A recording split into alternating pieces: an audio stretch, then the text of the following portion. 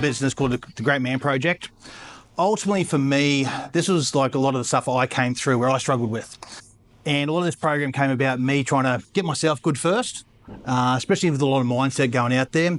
One of the things I remember coming up with is I struggled a lot of self-doubt when I was coming up through the rep ranks, trying to go down to Sydney, into Brisbane leagues and stuff like that, trying to make, the dream of playing NRL, which I think all of us have or had at some point. So this is for me, it started with myself. I started implementing a lot of this with some of my one-on-one clients. And it's only this year that I've really kind of launched this as a bit of a group thing, trying to reach out to more men. As I think the place, there's a lot of men in the world, but we need more great men in the world. So we'll turn to my first little page, we'll flip through. You see, my biggest mantra is fuck average, because average is the enemy. Now, to put that into like a little story form, and no animals were injured in this, but if you had a pot of boiling hot water and you dropped a frog into it, it'd jump out. Too hot, fuck, that's no good. But if you had that frog in a lukewarm pot of water and you slowly brought the heat up, slowly bring the heat up, that frog will end up boiling to death without knowing it. And that's what average does for a lot of men. A lot of us aren't in a hurt locker, but average has crept into our lives. And before we know it, we're in this deep pool of despair, struggling, not sure where to reach out to because it's just snuck in. So for me, I always promote relentless improvement. It's not being about perfect. It's about being conscious enough to recognise I've got some downfalls in my life. I've got some areas that need improvement and I'm going to work on them. So each day I'm aware that, hey, I'm not perfect. I'm never going to be perfect, but I'm going to take every step each day to go through it. But today, one of the important parts I found coming up playing football, and I know a lot of you guys would appreciate, there's a lot of mental toughness and leadership. And a lot of stuff we'll cover today is you'll be able to take it back to on the field, back to your clubs, but also implement a lot of it in other areas of your life. As even though we're using rugby league today, that can be changed out to business, changed out to relationships, work, wherever you might want it to be. So first little task we're going to look at is, we keep flipping through, your pre-game mindset and owning your mental state. Now, I have to give you an analogy of the sniper versus the soldier. So the soldier goes into battle with a general idea of what's going on. He reacts to things on the go. Whereas the sniper, on the other hand, he's locked in before he even arrives. So he studied the environment, the conditions, the control, his target. He controls his breathing, his mental rehearsal. He's done that shot 1,000 times before he gets into position. And this is the kind of thing we need to get into, getting ourselves in the right mental state before we run onto a field, go into a work meeting, if you have to have an argument with a partner. Want to be in this mental state of rehearsal. And another way to look at it is like a systems check. So if you're a pilot, you go through all your checks, or check all the buttons, all the gauges before you take off. So this is where we get to bring our pens out, team. So what we're going to look at is, what is your mental switch? So when you ever think about it, you may have a big one, you may have a little one, but what's one thing that always gets you locked into before a game? What gets you locked in mentally? Have a think about it. For me, I still remember my mental rehearsal is coming through. It's like, I'd like to get to the grounds about 30 minutes beforehand, just sitting a bit quiet in the sheds if I can get into it. From that, you'd get kitted up, go for your warm-ups. Then probably 10 minutes before we'd run out, I'd have the Vicks on the legs. It was always Vicks. A bit disappointed it was DP'd. Vicks on the legs, Vicks on the chest, fist up the nose. I'd strap both wrists and that thumb, and I'd sit in the corner for another 5 minutes before the coach said, let's get up, let's go. And so that got me into the zone of what's going to happen for the game. I saw myself making the tackles clean, catching balls clean, scoring tries. And that's what I went through every time. So take a couple of seconds to kind of think, do you have a pre-game ritual systems check? No, not really. Cool. Well, good news is we're going to come up with some today, help you get into it. So if you don't, is there something you do, like even this, is there something you do religiously, whether it's out of superstition or whatever, before a game? You put your left boot on before your right boot? None. Okay. Let's fucking go time. As we laugh though, even that little sentence is called what, an anchor sentence. It's fucking go time. If we're in the tunnel before we run out, in the shed before we run out, and someone goes, it's fucking go time, where's your head go? That's a mental rehearsal. Even though it's very short, that's still a mental rehearsal. So even if you have a phrase you say to yourself, it's still mental rehearsal, but recognize it, because when you need to get in that state of like, right, it's time to go, you can say that, it's fucking go time, or you might have a bit more of a lengthier pre-game ritual like I did. But if we go down, write down 3 personal rituals or habit that could help you flip into game mode. Now, these are things we can introduce into our systems check. So it might be a mantra, a line or something. Let's fucking go. Let's do it. It could be, spending 5 minutes visualizing the game. If you've got any questions, throw your hands up, think about it. But what do you think could help you get more mentally prepared before a game? You just think too, like what can you do before a game that you think might get you more prepared to hit that field? So when you're going back home and you have a bit of quiet time, just think about what you can do before the game. Well, next time you rock up to a game, just be conscious of what you do to get yourself ready, because a lot of you would have mental rehearsals, you're just not aware of it. So a lot of this is bringing stuff into your consciousness and awareness. Reset your routine. So think of a time you let frustration or doubt get you on the field. Write one of those times down for us. So you're thinking about a time that frustration or doubt got you on the field. It could be frustrating yourself, frustrating teammates. It's like myself, I had a lot of self-doubt, didn't really back myself as much as I should have. And this is where leadership comes into it, where as a captain, if you can start recognising people's frustrations and how they respond to it, you then can influence them as a leader in a group as well. It's probably one of the things I love about, rugby league. It's probably one of the greatest things it taught me, firstly, is that, why we play the greatest sport in the world is that no other sport's going to teach you to run at your opposition, knowing that it's going to belt you the fuck to the ground. Then you've got to stand up and look that opposition in the eyes, knowing that you're going to run at it again, so you run over the top of it. It's one of the one things I love about rugby league is no other sport will teach you that. Rugby union doesn't come close. They go for a lay down before the hit happens. We're going to try to run straight at it, knowing all well it's trying to flog the shit out of us. And the other thing I love about our game is that, when we see a man down, we don't leave him down. The hands out, get up, mate, let's do this. And this is those leadership qualities you take back to clubs when you let your own frustration come into it. And that's the next one. When you do have that frustration, that doubt, what are some things you can do to kind of bring yourself back to what we call centered, back to a neutral state so you can see what's happening in front of you? What happens when you get frustrated? Who lets it boil over? Who gets frustrated and end up just in the sin bin because they've thrown a few punches? So just think about one of those times you might have a bit of self-doubt or frustration. What do you think you could have done or could implement moving forward to bring you back out of that state of frustration, back into the game, back into the present? One of the best things we can do is breath work. So get back to your breathing. You'll find your breath will control your body faster than what your thoughts control your body. And it's not this fluff woo-woo stuff. It is actually like mental combat training. So when you get all flustered, this is we on a field, at home with your kids, whatever it might be, you find once you get flustered and heated up, your breath comes from your chest. It's very short and shallow. You hear those guys getting fired up, you're like, sign that breath is getting them to get into a heightened state. If you want to bring yourself back to center, it's just a deep breath through, in, bring it down. If you can bring your breath back down faster, it'll bring your back cortisol out so you start seeing more in front of you.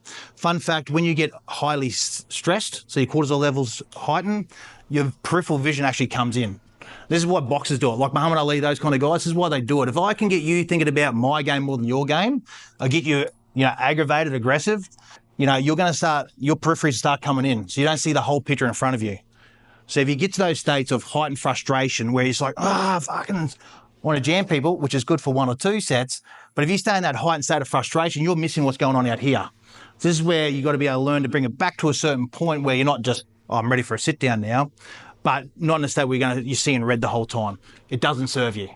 So taking a couple of deep breaths does work. Let's move on to section 2. We'll go to leadership and accountability, stepping up in the pressure moment. So leadership isn't about titles, it's about influence. You don't have to be a captain of a team to lead a team.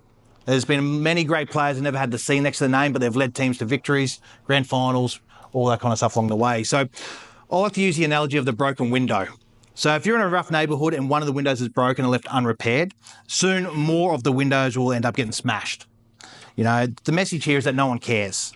The same happens in a team. So when small standards slip, lateness, lack of effort, performance will decline. So you start noticing the teams, everyone's running late, effort on the field isn't that good, things will slip as it comes to infection in the whole team. Leaders stop this by addressing the broken window first.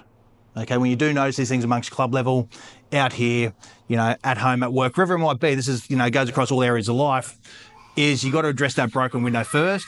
Because once standards slip, it becomes a habit. Once that habit slip, it's hard to change that for people. So that's why we've got to address it straight away. So we've got 2 main kind of leaders out there. You've got your silent leaders or your vocal leaders. Your silent leaders might be those guys, you see on the field. And one comes to mind, I don't know how vocal is, but Pat Carrigan, one of those leaders, he'll just work. He'll just follow me, boys, and I'll get it done. But then you've got those vocal leaders like a Luai. Now, he'll scream you all day and not do too much, as great as he is. So think about that. Write down, this is where you think, example of one of your teammates you respect as a leader. Now, to broaden your examples, if you can't think of someone in your own team, think about someone in the NRL you might see as a good leader. And once you can think of someone, I want you to write down what do they do that makes them a strong leader? What makes that person a strong leader? Lovely. Now, I want you to do a bit of self-reflection. Now, think of yourself, are you more of a silent leader, so you lead by actions, or are you more of a vocal leader? So you like to motivate with your words and direct others. What kind of leadership style do you have? Each one, you all have one? Silent? Yeah? There's importance to both on a team. Hey, just a quick raise of hands. Who sees themselves as a bit of a silent leader? Yeah. Vocal leaders, obviously the rest of us. Yeah. Bit of a chatter. Yeah. But you'll have your style. Like I said, lean into it. And what I say, if you are a silent type, you know, that serves you well. If you notice your team isn't responding, you might have to be able to learn to be a bit more of a vocal type. And vice versa. If you're a vocal type and you've got no one leading you, it's because they're looking for your example. So it's flip on both. You know, if you're in the sheds going, oh, why are these boys, you know, following what I'm doing, and you're silent, well, sometimes they need to hear it. And on the flip, if you're a vocal type and you're like, oh, I've been screaming at these guys all day, why aren't they following me? Because leadership, you know, attitude reflects leadership. And if you're yelling the bark and the orders, but not doing it yourself, there's that disrespect there they will have. Whether I say it or not, it's there. So just be mindful of your leadership styles. And if you don't have people following, you might have to flip into the other style to help you get them there. Tough conversations. Had any tough conversations before? Who likes them? Some people love them. Some people try to avoid them like the plague. Now, scenario. You see your teammates slacking in training. What's your approach? I want you to write this down. We'll have a chat about it. But what's your approach? Got a couple of examples. Ignore it and hope the coach deals with it. Rob. You call them out in front of the group. You pull them aside and ask what's going on. Just write down what you answer and why, and we'll have a bit of a chat about it. So the scenario, you see a teammate slacking in training. What's your approach? Perfect. So now you just have to keep everyone accountable. You're calling each other out now because you've set a plan of being able how to do it, okay? So not necessarily the guys in this room here, but obviously when you go back to club, guys that said they were going to be here today, that standard dropping, that's that broken window already. Hey, I was going to be there, didn't turn up. Yeah, that's where we bring it back to.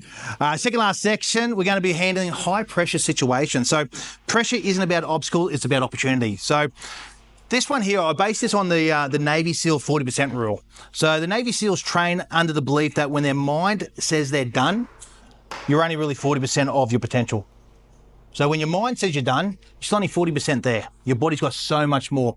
It's actually a fact that your brain regulates how much strength and power you can output. Because if we could open up our brain to get out, 100% of what our body's capable of, it would literally rip our limbs off our body. So our brain does down-regulate our full potential. So high pressure moments are when great players prove themselves that they can push beyond the limits.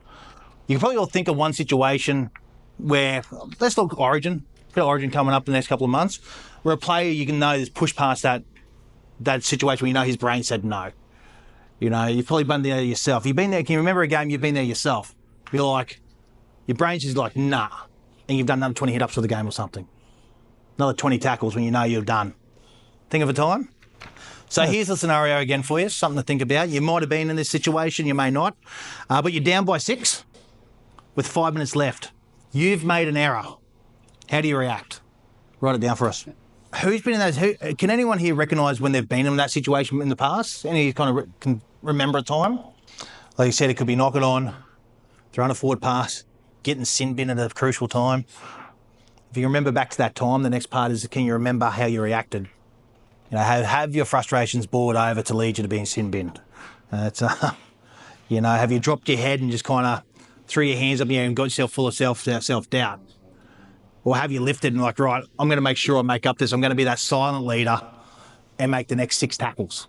You can probably all think of a player too you've probably played with throughout the time that just drops the bundle after they make a mistake. What do mentally tough players do differently? So you're dropping the ball if you're getting frustrated. What do a mentally tough player do differently? You can draw on teammates, NRL players, coaches, people you've seen in the past, your parents even. What would a mentally tough player do differently? Definitely. There's nothing wrong with making a mistake and, beating yourself up for a split second or two, but it's when you stay into that it becomes a problem for the whole squad. Last little section. Are you ready for it? Game-changing stuff. So mental toughness isn't about talent.